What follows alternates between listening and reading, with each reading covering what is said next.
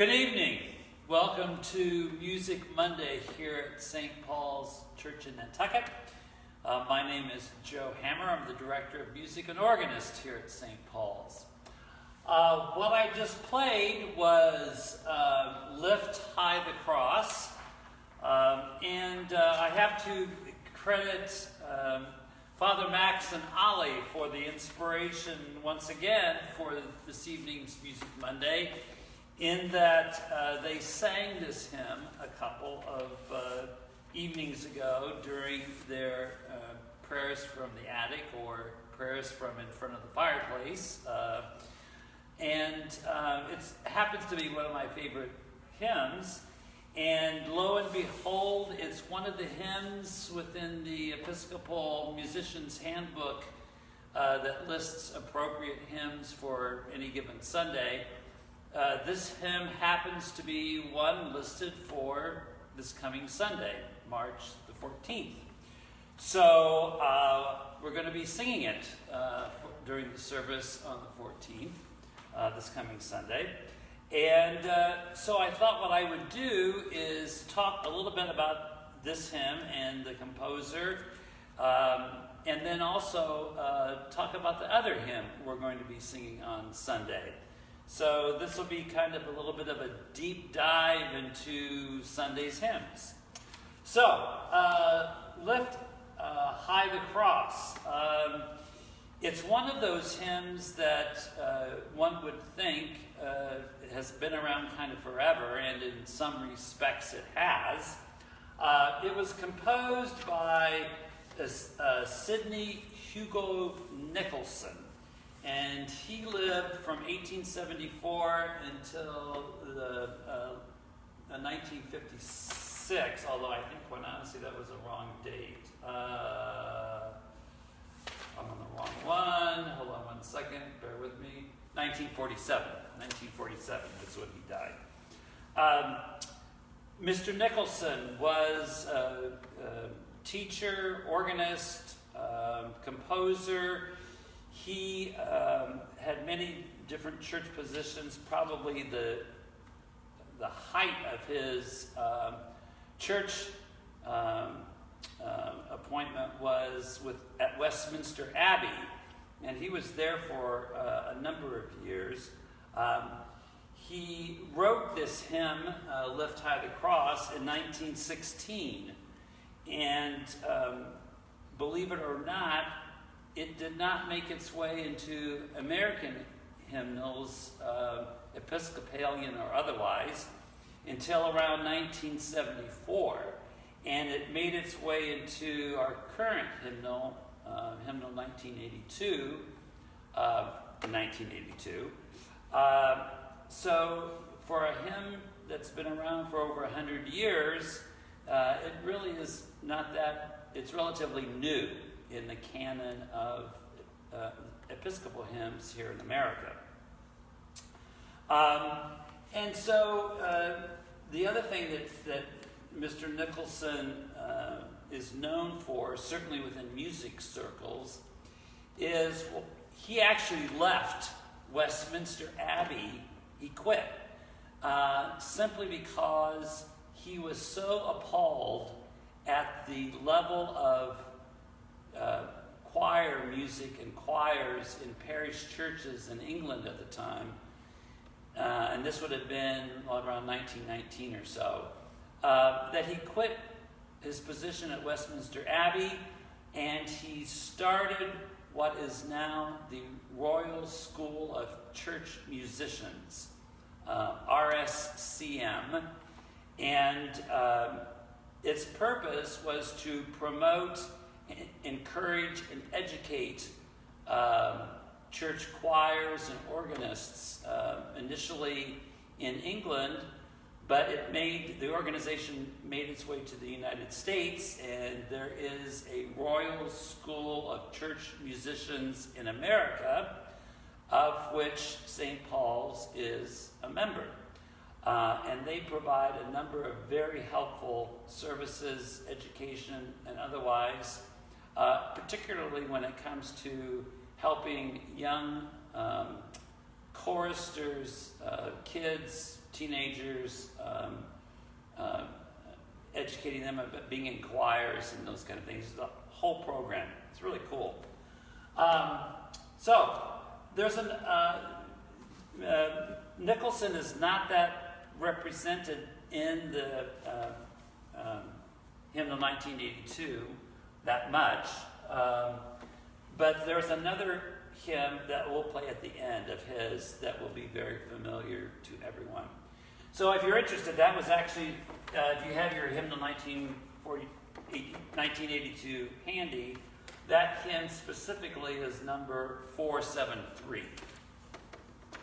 Now the other hymn that we're going to be singing on Sunday is another tried and true favorite.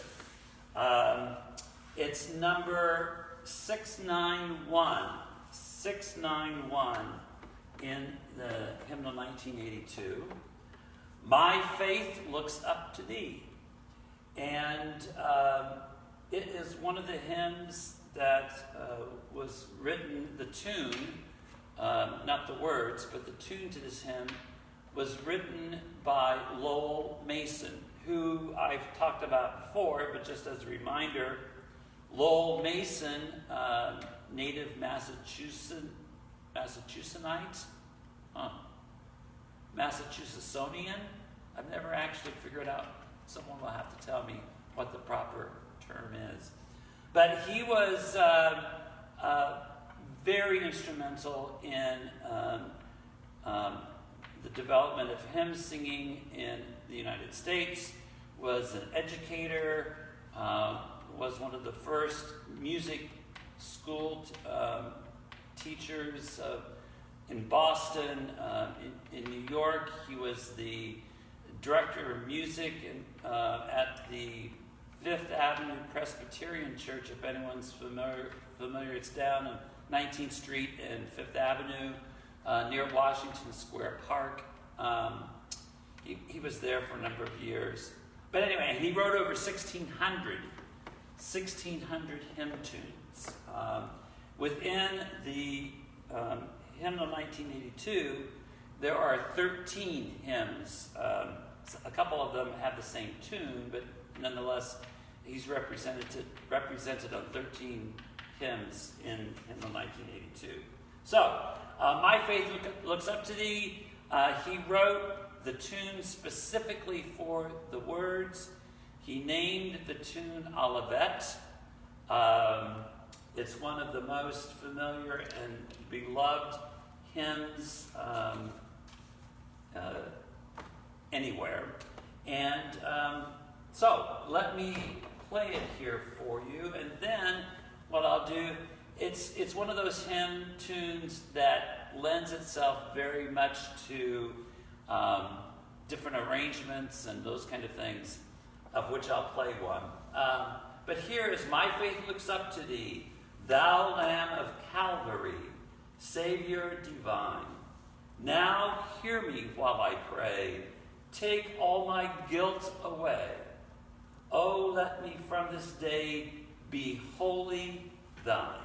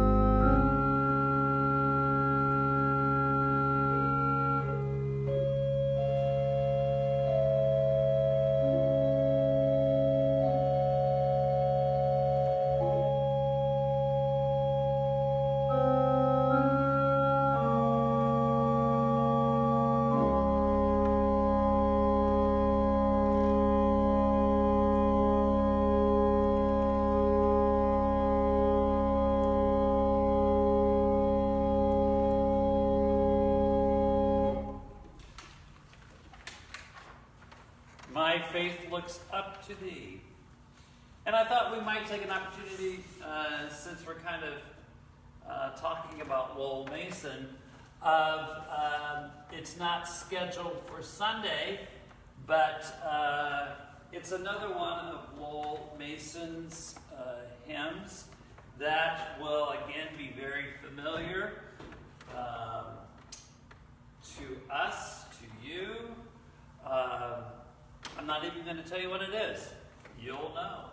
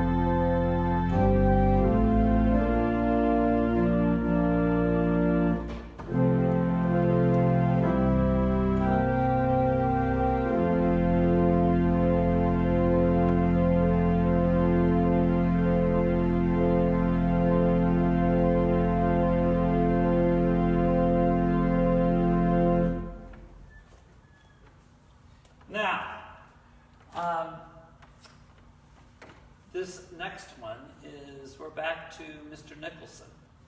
And it's number 694 in hymnal 1982. Number 694. This is done typically more so perhaps as a benediction, sometimes as a introit. But it certainly is one that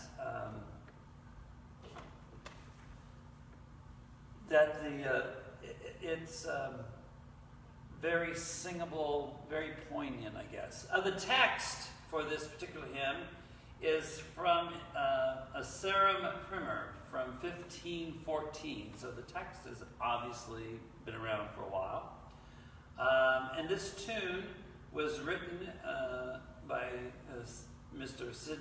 Sidney Nicholson, and the name of the tune is Lylington, for what that's worth. God be in my head and in my understanding.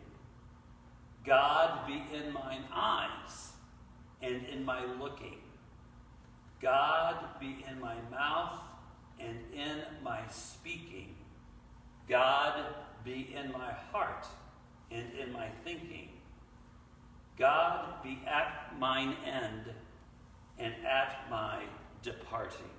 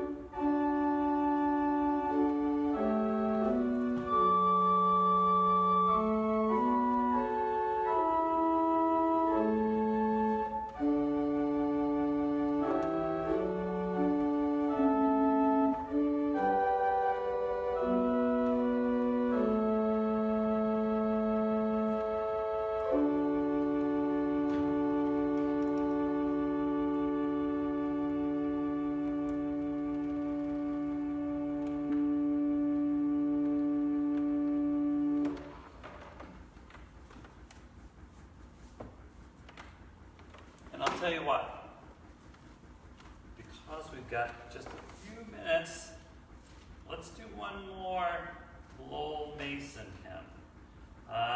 Bear with me 1 second here, because I'm going to be playing this one out of the hymnal 1940, believe it or not. Bear with me. And here we go.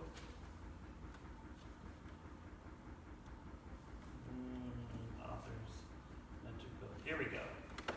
Have to get to the right section. 495. Let's see what that one is. 495. Yes, okay.